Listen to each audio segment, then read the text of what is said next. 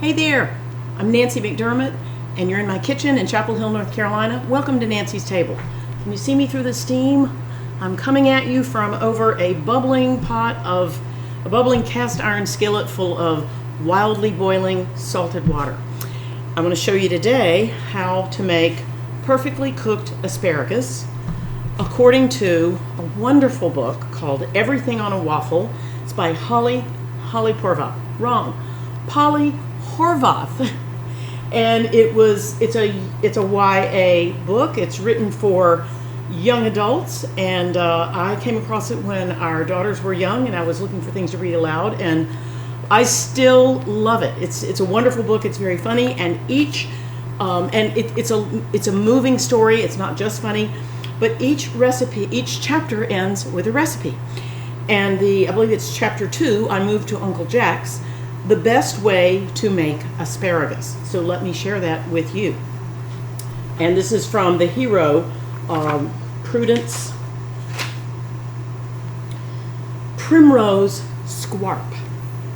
I live in Cole Harbor, British Columbia. I have never lived anyplace else. My name is Primrose Squarp. Highly recommended. Everything on a Waffle by Polly Horvath. Okay, so asparagus. We'll go backwards. I'll show you how I prepared the asparagus, but I've got this boiling water. Let's get to it. I also have a bowl of ice water, which has asparagus ready to cook in it. So we started out with asparagus, trim it. I'll get back to that. Soak it in water, soak it in other water, and pour that water out just to make sure it's super clean. And then you put the trimmed, cleaned, ready to cook asparagus into ice water, and that's where it's been. And then you bring a pot of water to a boil. It doesn't need to be a skillet. I just wanted something where it would be easy for you to see, things coming and going. It could be your favorite saucepan. All it has to be is long enough to hold the spears of asparagus. So I've got wildly boiling water. I've got my asparagus, which is super cold. And I'm going to put the ice cold soaked asparagus into the boiling water. And guess what? It's not boiling water anymore. It's still hot. But that slowed it down, and that's the point. This is how she wants us to do it in order to get it cooked but not overcooked. Cooked to a perfect point to eat with your fingers, like kings and queens do. So all we have to do now is wait for it to come back to a boil, which is not going to take long. I did a pretty small batch. I mean, I could have put twice as much in. That is one batch. Actually, let me go ahead and show you since I can. I've got the rest of this bunch, which I bought, and I'm going to hold them and break them off and put that in. This isn't what you'll do. You'll have yours all ready, but I wanted to show you breaking them. You hold it by its fat base and bend, and wherever it breaks, that's where you stop. I'm holding the white end, bending it. I'm saving all my little sections up here that are left. I'm bending and snapping, bending and snapping. These are fatter ones, which I love. Here's a thinner one that'll work too.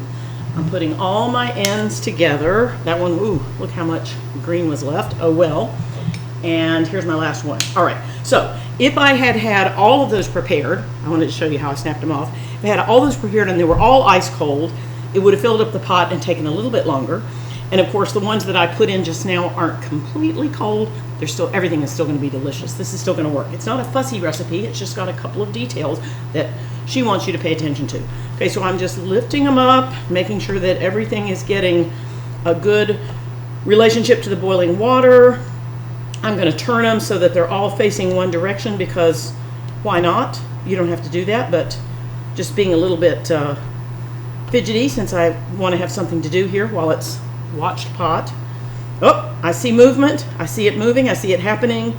I'm flipping a couple more of these little pencils, these little pens, these little quills. Aren't asparagus wonderful? I love them. Okay, so this is boiling. I don't know if you can see the steam coming up. Now, guess what? Back into the ice water. This is a bowl with 2 trays of ice cubes in it.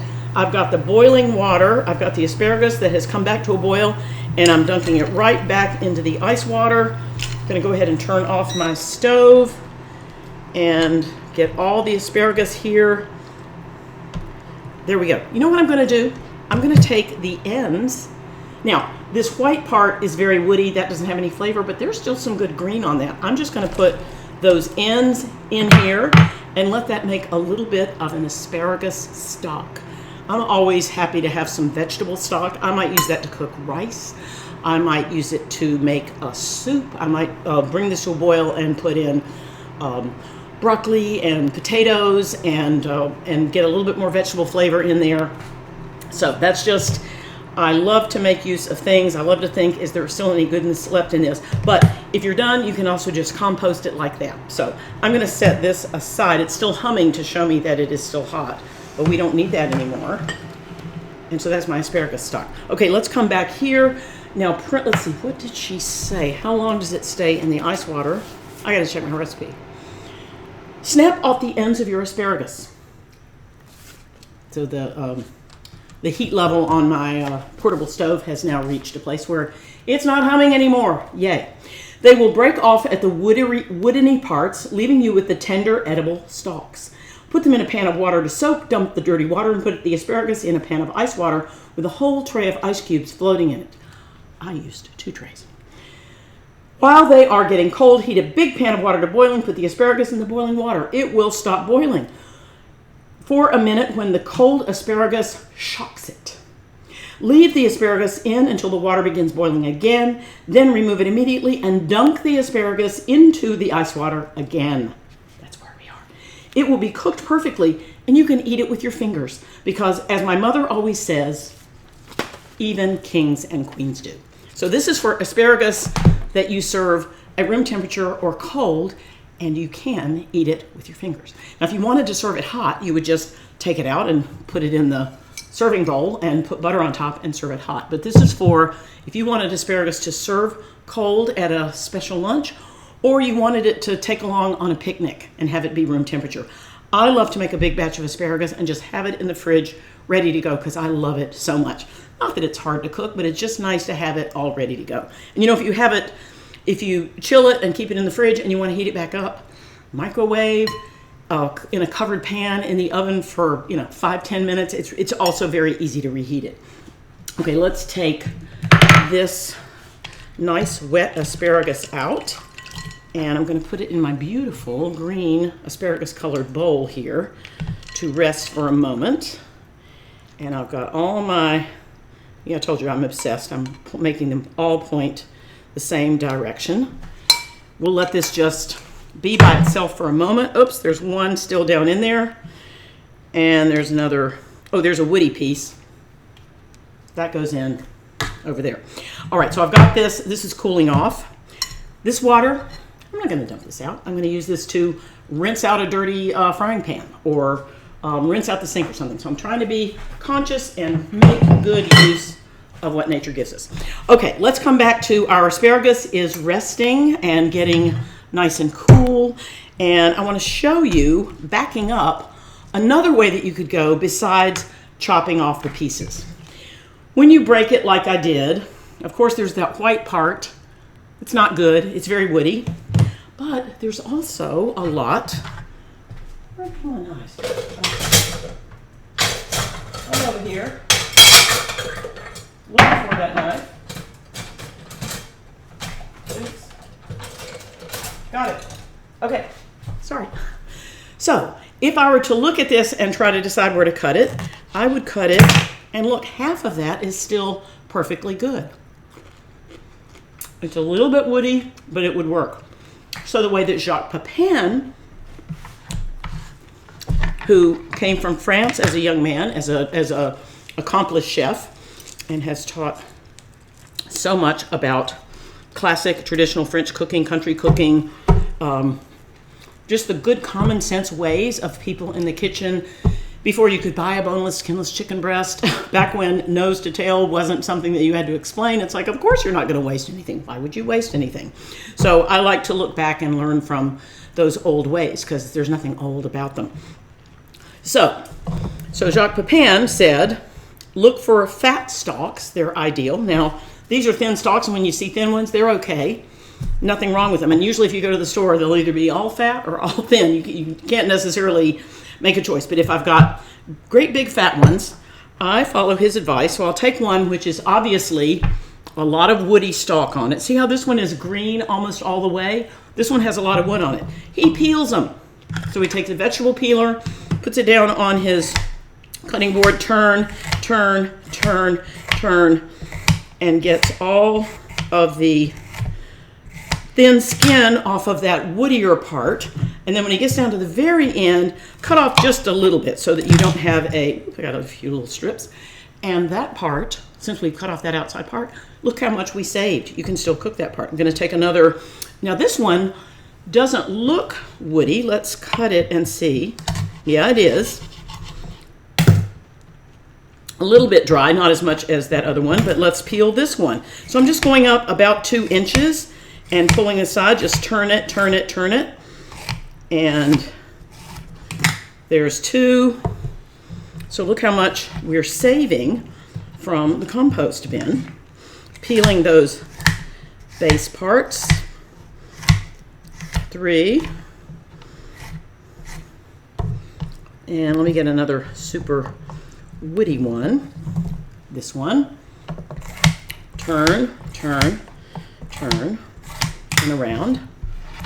And I'm going to cut off that last little bit so that they all have a fresh end. You know, that part that was just floating around on the edge after it was cut from the ground, we don't need that. And my last one, oh, here's a very woody one, not all that long. It's got nice purple on it. The purple is green underneath. Purple just means nothing. It's just some of them are purple in parts.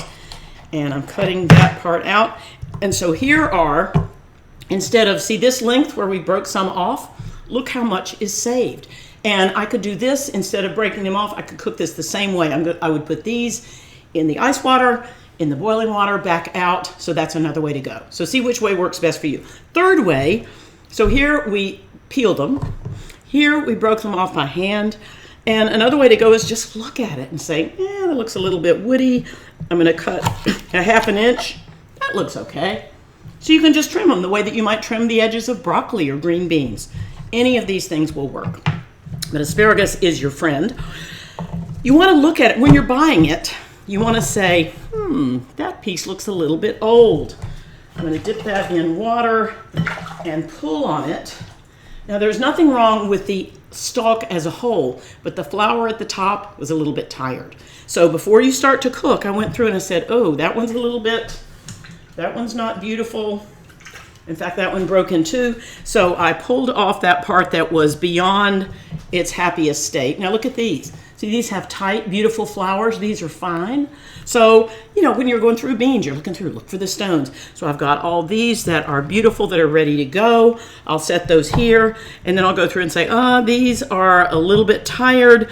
Are they so bad that I need to throw them away? If they are, throw them away. But these have, the flowers aren't up to snuff anymore. So I'm taking off that flower part, I'm breaking it and squishing it, and that leaves me with plenty of good asparagus. You don't have to have that flower on the top. Make sense? Okay, so those are our fat-stemmed ones. So for those, you're going to want to either cut off that little part and you just use your knife and judge. You're going to want to break it where the stalk breaks and then discard the woody half. You could use it for a vegetable stock, or you can just compost it or throw it away, whatever you do. And the last one is to hold it up and break it where it wants to break. So here's one, again, back with that. I'm holding on to the very end.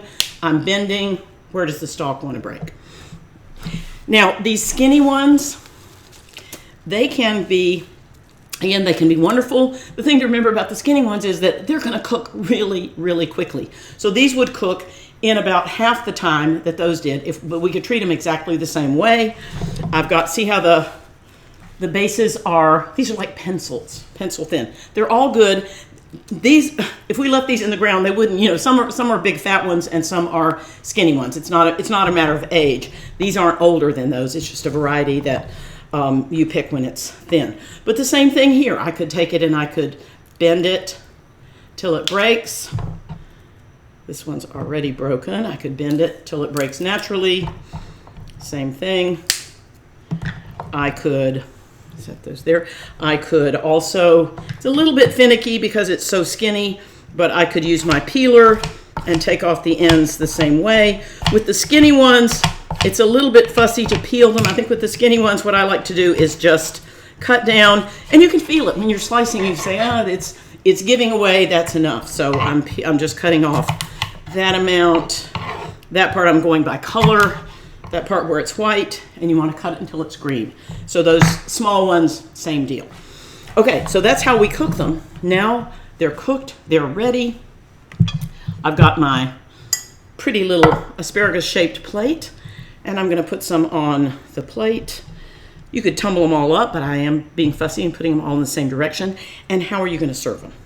Well, as I said, you could take them hot to the table and put a pat of butter on them and let the butter melt and serve them hot. If you chill them like we have, let me just test. Let me just see how they are. Eating it like kings and queens. Heavenly.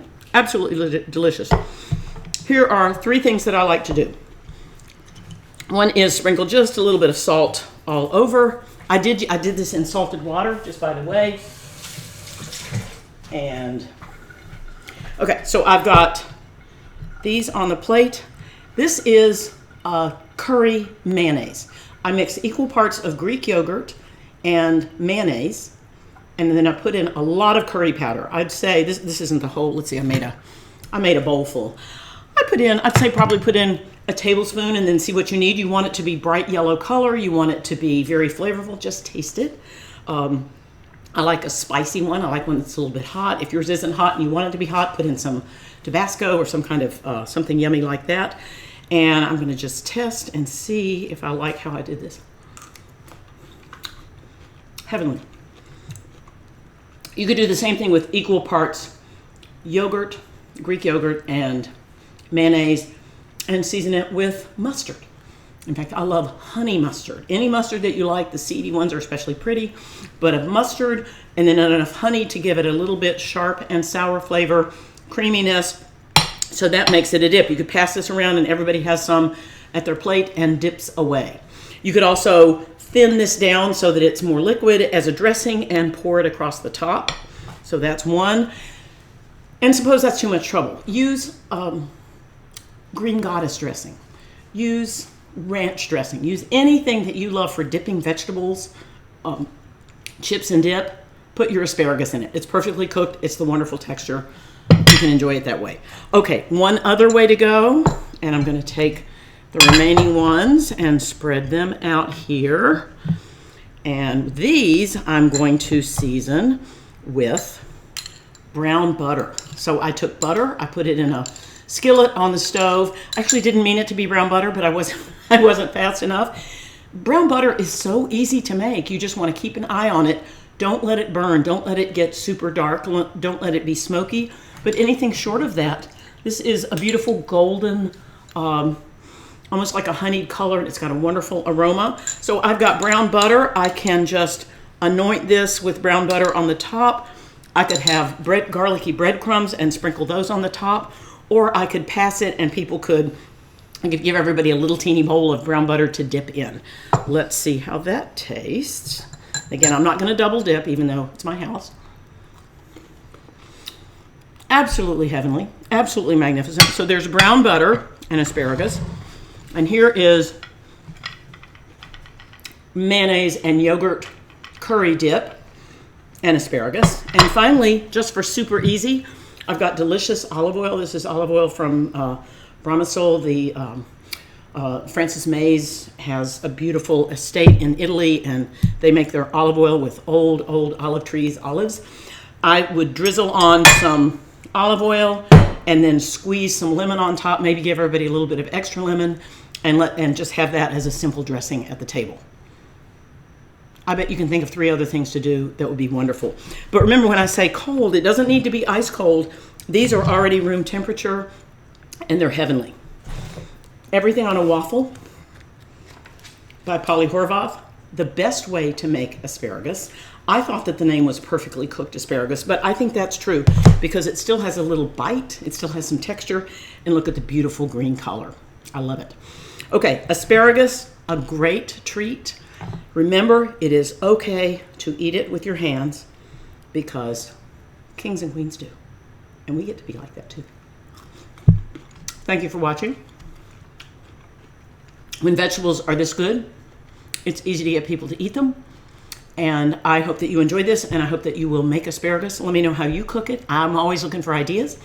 And if you enjoyed this, sign up for my YouTube channel. You can subscribe, and that way you'll be notified whenever I've got a new video coming up. I appreciate your being here. Happy cooking, happy eating, and I hope I'll see you soon.